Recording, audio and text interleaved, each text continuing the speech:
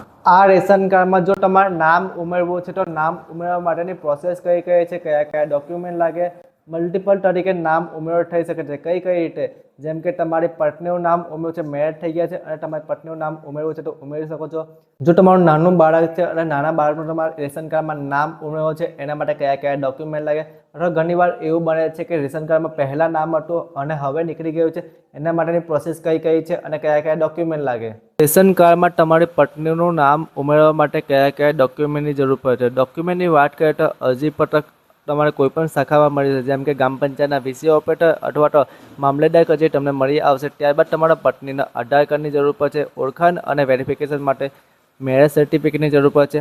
નામ કમીનો દાખલો, નામ કમીનો દાખલો તમારી પત્નીનો ક્યાંથી મળશે?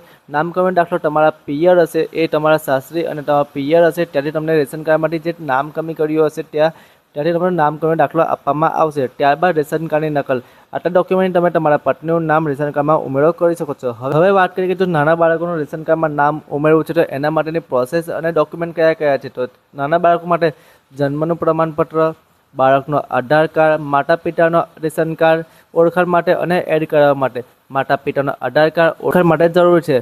પાસપોર્ટ સાઇઝનો ફોટો ઘણીવાર માગે છે અને ઘણીવાર નથી માગતા.